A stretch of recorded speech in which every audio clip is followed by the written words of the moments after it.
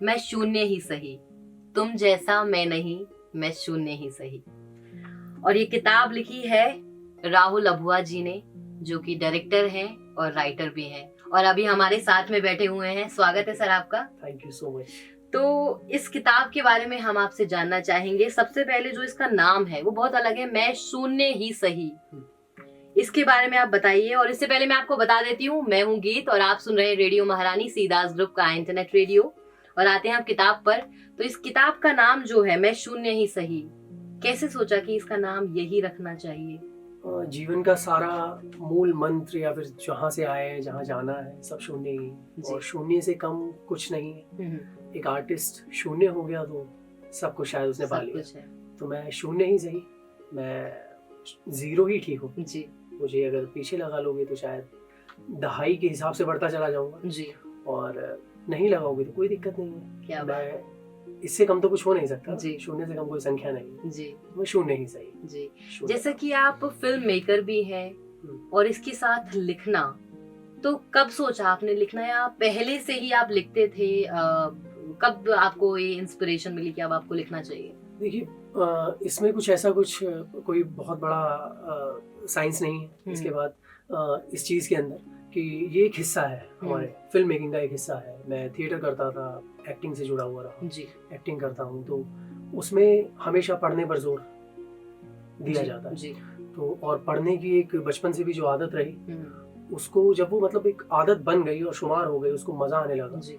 Course की जो books हुआ करती थी उनके अलावा जब हमने पढ़ना स्टार्ट किया, शायरों को पढ़ना स्टार्ट किया, तो उसमें मज़ा आने लगा जी। और हमेशा लेखन में एक ये बात कही जाती है कि अगर आप 2000-20,000 के आसपास शेर पढ़ पाएंगे तब शायद आप एक शेर कह सकने की हिम्मत रखते हैं जी।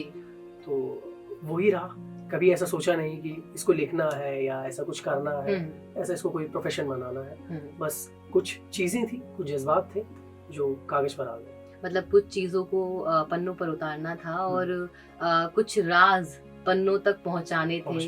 ऐसा ना हो कहीं कोई और को बताया, किसी को बताया तो किसी और को ना बता दे, इस डर से सोचा चलो पन्नों पर लिख लेते हैं। और कहते भी है ना कि मैंने खुद लिखा है कि कह दूं तुझसे सदियों की कहानी या चंद लम्हों का इतिहास लिखूं, ऐ कोरे कागज तू ही बता आज क्या खास लिखूं। तो जब हम पन्नों से दोस्ती कर लेते हैं तो मुझे लगता नहीं है किसी दोस्त की हमें जरूरत होती है। आप किसी भी मतलब अगर लेखक एक अपने कलम से दोस्ती कर सकता है, अपने कागज से दोस्ती कर सकता है, पेंटर अपने कैनवास से दोस्ती कर सकता है जी। एक एक्टर अपनी जो फोर्थ वॉल है उसके लिए, उससे और अपनी ऑडियंस से दोस्ती कर सकता है। तो मायना रखता है दोस्ती जी। आपको बस वो दोस्ती बखूबी निभानी है, उसमें कोई कुछ ऐसा कुछ खराब काम नहीं कर देना है, कुछ बुरी चीज़ नहीं कर देनी है। अगर आप बुरी चीज़ किसी भी चीज़ में लेकर आएंगे तो वो आपकी उस दोस्ती पे अफेक्ट करेगा, आपकी राइटिंग पे अफेक्ट करेगा, आपके पेंटिंग में अफेक्ट करेगा और आपकी एक्टिंग पर अफेक्ट करेगा जी। तो बस मायना ये रखता है कि जब हमको सोचते हैं कि हमें ये बनना है या हमें ये करना है, तो हम बहुत टाइम पहले ही शुरुआत जो है वो हम शुरू कर देते हैं, उसके लिए कुछ प्लान्स कर लेते हैं। तो किसको सुना आपने या किसका लिखा हुआ पढ़ा आपने जब आपने सोचा कि नहीं कुछ ऐसा ही लिखना है या फिर कुछ इसी विधा में लिखना है? हाँ, इसमें काफ़ी सारे शायर और लेखक रहे। प्रेमचंद जी से शुरुआत हुई, बचपन में उनको काफ़ी पढ़ा, उनकी टेक्स्ट बुक में जो कहानियाँ हुआ करती थी जी। बाद में तो उनके फिर नॉवेल्स और ये सब चीज़ें पढ़ी। देन साहिर लुधियानवी साहब, रफ़ी साहब के गाने सुनते थे तो पता चला कि भाई ये साहिर ने लिखा हुआ है। तो ऐसे ही मजाज लखनवी साहब, उसके अलावा अमृता प्रीतम को भी काफ़ी पढ़ा, उनको जाना। और देन उसके बाद हमारे शिव कुमार बटालवी साहब जी। और चलते चलते जो जॉन एलिया साहब, देन कुमार विश्वास, उनको मतलब काफ़ी पढ़ा भी है और जहाँ जाकर सुना भी है, बहुत सुना है उन्हें। देन उनके अलावा अभी अगर हम लोग ताहिर फराज साहब, बहुत क्या कहते हैं बेहतरीन, मतलब ये उसी विधा के शायर हैं जिसमें कुमार बारावंकी साहब जो थे जी। जिस तरीके से उनका तरन्नुम में पढ़ने का जो उनका तरीका था, तो वो ही ताहिर फराज साहब का है। और फिर अभी अगर देखा जाए तो आपके भी शायरों को पढ़ रहे हैं और हर कोई जो दूसरा लिख लेता है, हमसे छोटे भी लिख लेते हैं, उनको भी पढ़ते हैं बहुत अच्छे से। और जो पहले जो उस्ताद लोग लिख गए उनको घर पढ़कर हम लोग मतलब सीख गए। शुरुआत की थी प्रेमचंद जी से और फिर उसके बाद आप आए हैं उर्दू शायरों पे, और कहते भी हैं कि ये शायर वो हैं जो हिंदी की किताबों में उर्दू की जिल्द चढ़ाते हैं। चाहते हैं। जी। तो आपकी किताब में कविता है हिंदी, हम्म, इसके बारे में जानना चाहेंगे कि बचपन में जब गौर से देखता था इस शब्द को तो न जाने क्यों माँ की अनुभूति होती थी, तो ये क्या सोचकर आपने लिखा था? ये बेसिकली क्या था कि काफी छोटा था, जी तो मदर जब मतलब एक हमारी माएँ तैयार कैसे होती हैं, जी। उनका एक श्रृंगार होता है, सिर्फ एक बिंदी लगा ली जी उन्होंने। जी। तो वहाँ से एक मुझे, मैं हमेशा सोचा करता था जब क्लासरूम में भी बैठता था, तो एक वो होता था कि हिंदी का एक टीचर चल रहा है, पीरियड चल रहा है, तो वहाँ पर हम पढ़ रहे हैं और पीछे मैं लिखा करता था, थोड़ा सा आर्ट की फॉर्म में था, जी। तो वो लिखने के लिए बना रहे हैं तो वो हिंदी लिख रहा हूँ, और वो जो हिंदी पर मात्रा क्या कहते हैं जो बिंदी लग रही है वहाँ, तो मुझे वो अनुभूति हमेशा ये होती थी कि ये यार माँ की बिंदी जैसे एक वो हो गया ना, तो हिंदी हमारी जो भाषाओं की मतलब एक वो है, जैसे हम ऐसा नहीं है कि कोई उर्दू कम आंक रहे हैं हम जी लोग, या जी। फिर किसी और दूसरी भाषाओं को, क्षेत्रीय भाषाओं को हम लोग कम आंक रहे हैं, जी। ऐसा नहीं है कि भाषाओं की एक जो वो है माँ वाली जो अनुभूति होती है वो हिंदी को, जी हिंदी से होती जी है। जी। जैसा कि हम जब हिंदी कुछ लिखते हैं और उस कविता में चाहे दो शब्द ही आए उर्दू के आ जाते हैं तो और निखार आता है, तो इनके कनेक्शन के बारे में क्या बताना चाहेंगे, हिंदी और उर्दू के कनेक्शन के बारे हिंदी में? उर्दू का कनेक्शन मैं आपको सीधा बताऊं, हिंदी अगर हमारी माँ है तो उर्दू मौसी है। क्या बात है, बिल्कुल। उसमें और हम लोग जो क्या कहते हैं जिनको शायद भाषा का उतना ज्ञान नहीं होता, या जो कहते हैं कि हम हिंदी बोल रहे हैं, वो सही मायने में हिंदी नहीं बोल रहे हैं। जी जी। हम जो भी क्या कहते हैं रोजमर्रा की जिंदगी में जो बातचीत भी कर रहे हैं उसमें कितने ही हम लोग जबानें बोल रहे हैं। जैसे अगर अभी जितनी आपकी और मेरी बात हुई, इसके बीच में हम ये सिर्फ हिंदी नहीं बोल रहे हैं, इसमें कुछ शब्द पारसी के भी आए हैं जी, कुछ उर्दू के भी आए हैं जी। है ना, और कुछ दूसरी लैंग्वेजेस के भी होंगे, जिसमें अगर शायद अगर हम इसमें कुछ अगर गन बोल दे तो वो इंग्लिश का आएगा, बाल्टी बोल दे तो वो शायद किसी और भाषा का शब्द है, वो जी, हिंदी का शब्द नहीं जी। है, बाल्टी हिंदी का शब्द नहीं। ऐसे ही हम हर भाषा को हमारे को मतलब ये देखना पड़ेगा कि हर भाषा एक अपना महत्व रखती है, बिल्कुल। और हम जो बोल रहे हैं वो सिर्फ हिंदी नहीं है, हिंदुस्तानी है। क्या बात है, और आपने हिंदुस्तानी बिल्कुल सही कहा कि हम गलत को भी गलत ही बोलते गलत ही हैं, बोलते हैं। वैसे वो गलत होता है तो उसको भी हम गलत प्रोनाउंस करते हैं। जी। और जैसे होता है ना कि अब उर्दू बोलने के चक्कर में हम लोग क्या करते हैं, जहाँ नुक्ता नहीं लगता वहाँ भी लगा वहाँ भी लगा देते हैं। जावेद नहीं जावेद बोल देते हैं कि है वो जावेद ही है। जावेद जी। तो वो एक वो रहता है। जी। तो जैसे कि हम कुछ लिखते हैं जब और कोई उसको पढ़ता है तो हमेशा कहता है कि नहीं आपकी लाइफ से जुड़ा हुआ है कुछ, तो इसके बारे में आप क्या बताना चाहेंगे? देखिए, इसमें अगर ऐसा हो रहा है कि किसी ने आपका कुछ पढ़ा हुआ या किसी ने आपका कुछ बनाया हुआ, वो कहता है कि यार ये आपकी लाइफ है, तो उसमें वो राइटर, वो एक्टर या फिर वो फिल्म मेकर बहुत अच्छे तरीके से पास हो गया है। जी जी। ये वर्डिक्ट है सीधा सीधा जी। क्योंकि ये सिर्फ वो राइटर जानता है या फिर ये सिर्फ वो फिल्म मेकर जानता है कि उसने अपना इंस्पिरेशन कहाँ से लिया है। जी। अब वो इंस्पिरेशन किसी दूसरे कपल को देखकर भी हो सकता है जी। वो इंस्पिरेशन उसके किसी दोस्त की किसी महबूब के साथ भी हो सकता है जी। और वो इंस्पिरेशन उसके किसी पूर्वज के कोई रिलेशनशिप रहा या कुछ वो चीज़ रही वहाँ से भी हो सकता है। और वो इंस्पिरेशन कई बार ऐसा भी हो सकता है जो उसने शायद कभी देखा नहीं बट उसको वो देखने का नजरिया है। जैसा कि मैंने इस किताब में भी लिखा है कि लोग कहते हैं कि भाई स्वर्ग नर्क और ये सब चीज़ें कि आप ये आप वैसा, तो मेरा मानना ये है जिस थ्योरी पर मैं कभी कभी सोचता हूँ कि हो सकता है शायद कोई स्वर्ग नर्क हो ही ना जी, ये जो हम जिंदगी जी रहे हैं शायद यही नर्क हो। बिल्कुल, हम यहाँ पर आए हैं, यहाँ पैदा हुए हैं, शायद हम लोग नर्क भुगत रहे हैं। हम कहीं और रहते थे और हम यहाँ पर पैदा हुए, ये हम शायद नर्क ही भुगत रहे हैं और यहाँ से मालूम नहीं है कहाँ जाना है। तो हर किसी का एक अपना एक पॉइंट ऑफ व्यू है, अपना एक पर्सपेक्टिव है उस चीज़ को देखने का। एक पेंटर किसी पेंटिंग को बनाता है, उसने वेनिस कभी देखा नहीं है और वो वेनिस अपने कैनवस पर उतार रहा है और जबकि वो दिल्ली से कभी बाहर नहीं गया जी, जी। तो वो उसका एक पर्सपेक्टिव। जैसे कि आपने इस किताब में खुद से मिलने की बात की है, तो क्या आप खुद से मिल पाए हैं? कोशिश जारी है मतलब बिल्कुल, और बदस्तूर जारी है कि अभी थोड़ा जान पाए हम खुद को जी। और बाकी मतलब सफर में। वैसे इस दुनिया में सबसे उलझे हुए हम खुद हैं, मुझे ऐसा लगता है। दुनिया उलझी नहीं है, हम खुद, हम खुद को नहीं समझ पा पाते। रहे जी बिल्कुल। जी। और क्या बताना चाहेंगे इस किताब के बारे में?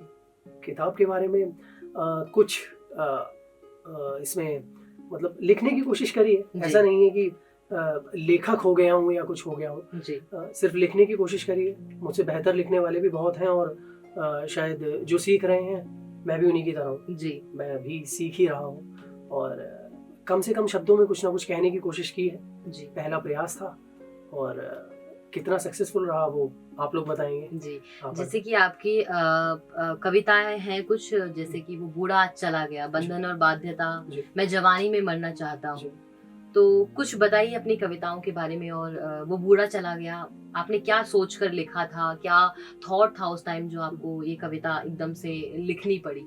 वो बेसिकली ये जो दोनों तीनों जो कविताएं हैं, वो बूढ़ा चला गया और मैं जवानी में मरना चाहता हूँ, ये एक देखिए लिखने का क्या रहता है कि अगर कोई भी राइटर अगर लिख रहा है, कुछ भी लिख रहा है, तो वो सिर्फ एक ही जॉनर पकड़ कर चलता है ना। जैसा आजकल ओपन माइक्स में भी थोड़ा ज्यादा हो रहा है कि सिर्फ प्यार तकरार और इन सब चीजों पे है, उसने फलाने को छोड़ दिया, उसने इसको छोड़ दिया, तो उसका वो शायरी में ही दिखता है, वो उसको कोसता रहता है, वो उसको कोसता है। बिल्कुल। बट यहाँ पर मैंने एक ये कोशिश की कि इन दूसरी जो जॉनर है उनको भी शायद देखा जाए, जो हमारी जाती जिंदगी में घट रहा है, जो हमारे आसपास के क्या कहते हैं समाज में घट रहा है जी। तो वो बूढ़ा चला गया, वो एक इंस्पिरेशन था जो क्या कहते हैं हमारे क्या कहते हैं आसपास का ही एक जो किस्सा है, जहाँ पर क्या कहते हैं ये बुजुर्ग आदमी थे और जो मतलब चले गए और 4 बच्चे होने के बावजूद उसको एक पिता को नहीं पाल पाए, जबकि उस एक बुजुर्ग आदमी ने कुछ भी ना करते हुए उन 4 बेटों को पाला और वो सारे अलग अलग हो गए और वो चले गए। किस तरीके से वो चले गए और कोई पूछने वाला नहीं, कोई कुछ नहीं, सिर्फ पैसे से मतलब है और आपका घर मकान कितना बड़ा है उससे मतलब है। तो वैसे हम ये सस्पेंस जारी रखते हैं, ये आपको इस किताब को पढ़ने के बाद ही मालूम होगा कि वो बूढ़ा आखिर क्यों चला गया। किताब है मैं शून्य ही सही, इस किताब को पढ़िए, राहुल अबुआ जी ने लिखी है। और आपकी जो कुछ अभी कुछ आप नया लिख रहे हैं या फिर कुछ अपकमिंग कोई प्रोजेक्ट है आपका, कोई किताब है, उसके बारे में भी आप बताना चाहते हैं हमारे लिसनर्स के साथ साझा करना? अभी मतलब फिल्म्स के साथ साथ क्या कहते हैं ये किताब का चल रहा है कि हमारा एक जो क्या कहते हैं पब्लिशिंग हाउस है उसने कांटेक्ट किया और अभी एक किताब पर मतलब काम चल रहा है, जो स्टोरी की पूरी किताब है, इकलौती एक स्टोरी है, उसके लव सूत्र के नाम से है, रोमांटिक कॉमेडी। तो उस पर काम चल रहा है, चालू है और जल्दी ही सीरीज आने से पहले मतलब कोशिश है, मतलब वो सीरीज आने से पहले ये किताब आ जाएगी जी। क्या बात है, इस पर भी काम चल रहा है। वैसे अक्सर हम जब पढ़ते हैं किसी को बहुत खूबसूरत लिखा होता है, जिसने भी लिखा होता है, लेकिन उसको सुनना वो बहुत बड़ी बात हो जाती है कि उसकी कविता उसके मुंह से ही सुनना। तो यहाँ पर हम ये मौका बिल्कुल जाने नहीं देंगे, तो कोई भी आपकी कविता जो आप हमें सुनाना चाहते हैं। जो सुनाना चाहता हूँ जी।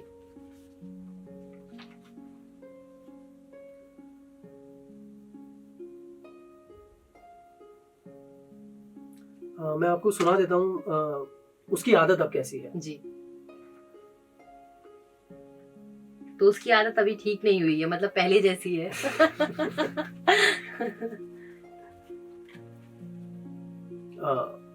उसकी आदत अब कैसी है, दोस्त तुम तो मिले हो ना उससे, उसकी आदत अब कैसी है, क्या अब भी वो बालों को अक्सर खुला रखती है, बेढंगे तरीके से उनमें पेंसिल फंसा लेती है, अच्छा उसकी बनाई अदरक वाली चाय क्या अब भी वैसी है, दोस्त तुम तो मिले हो ना उससे, उसकी आदत अब कैसी है, नर्वस होने पे क्या वो नाखूनों को अपने चबाती है, अक्सर चश्मे को यहाँ वहाँ रख कर भूल जाती है, ऑटो वाला जाने से मना कर दे तो क्या वो उनसे उलझ जाती है, बात बात पे रूठ जाने की आदत क्या अब भी उसकी पहले जैसी है, दोस्त तुम तो मिले हो ना उससे, उसकी आदत अब कैसी है, क्या तुमको भी वो सोते हुए निहारती है, माथा तुम्हारा सहलाते हुए बालों में उंगलियां फिराती है, फिर चूम तुम्हारे माथे को लिपट कर तुमसे सो जाती है, अगर कभी हार जाओ तुम तो तुम्हें भी हारने के फायदे बताती है, तुम्हारी गलती पे भी ना रूठे, क्या वो ऐसी है, दोस्त तुम तो मिले हो ना उससे, उसकी आदत अब कैसी है, तुम उसको गुलाब ना सही पर उसका गुलाब जरूर होना, खुशबू और रंग में घुलकर कांटे ना उसको चुभने देना, महंगे तोहफे ना सही पर दिल ना उसका दुखा देना, जब वो सो जाए तो उसके सोते ही अपनी बाजू उसके सर से यूं ही ना निकाल लेना, वैसे अब भी वो मैं को हम ही कहती है। वैसे अब भी वो मैं को हम ही कहती है। दोस्त तुम तो मिले हो ना उससे, उसकी आदत अब कैसी है? क्या वो फोन पर घंटों कहानियां तुम्हें सुनाती है? अपने बचपन की यादों में तुमको भी ले जाती है। सुनते सुनते तुम सो जाओ तो प्यारी सी डांट लगाती है। चांद रात में अक्सर तुमको भी छत पर बुलवाती है, फिर चांद दिखाकर नए पुराने किस्से तुम्हें बताती है। प्यार का दिन ना सही पर फरवरी 13 उसको याद रहती है। दोस्त तुम तो मिले हो ना उससे, उसकी आदत अब कैसी है? क्या बात है। वैसे हम मिले नहीं है लेकिन हमें पता चल गया कि उसकी आदत कैसी है। हाँ, बहुत खूबसूरत ये कविता है जी। अब ये क्या कहते हैं, मतलब एक पढ़ने वाले सोचते हैं कि भाई ये शायद इसी की लाइफ में ऐसा कुछ हुआ ये मैं भी होगा। कहने वाली थी, थैंक गॉड आपने मुझे पहले ही बता दिया। नहीं ऐसा जी। कुछ नहीं है, ये सिर्फ पूरी काल्पनिक है। जी मतलब काल्पनिक नहीं है, जो क्या कहते हैं, मेरा दोस्त है एक जी। और वो समझ रहा होगा कि उसने मुझे कुछ बताया था जी।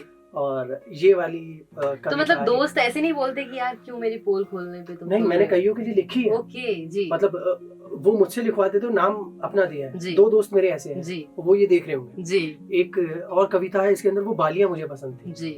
तो वो भी क्या कहते हैं, उस मेरे दोस्त ने अपना नाम, लेखक में अपना नाम लेकर, और वो क्या चिट्ठी बात है। पार्सल की थी। लेकिन वो जब शायद आपके पास पिछली बार इंटरव्यू के लिए आए थे जी। तब वो उसका उजागर हुआ, और ये किताब आने के बाद उजागर हो गया कि वो राहुल क्या ने लिखी बात है। है। तो मतलब जरूरी नहीं है कि हम अपनी लाइफ से रिलेटेड कुछ लिखें, हो सकता है किसी और की लाइफ से भी हमने कुछ देखा हो, वो भी हम लिख सकते हैं, और हाँ। जरूरी नहीं है किसी और का भी हो। वैसे ऐसा होता है, जरूरी नहीं है कि कुछ मतलब जी कर लिखना हो सकता है कि हम लिख कर जी ले उस जी लाइफ ले को। उसको। जी, ये भी बहुत बड़ी बात है। बहुत बढ़िया। और thank you so much Rahul ji, आप Thank हमसे you. जुड़े और जी। ये जो किताब है, ये इसकी सारी बातें हम तक रखी। ये किताब है मैं शून्य ही सही, और राहुल जी ने लिखी है। और अभी जैसे आपको कविता भी सुनी होगी अभी आपने, ऐसी ही बहुत अच्छी कविताएं हैं इसमें। Thank you so much. Thank you so much मुझे यहाँ बुलाने के लिए। जी। और आप सुनते रहे रेडियो महारानी सीदास ग्रुप का इंटरनेट रेडियो कुछ हटके।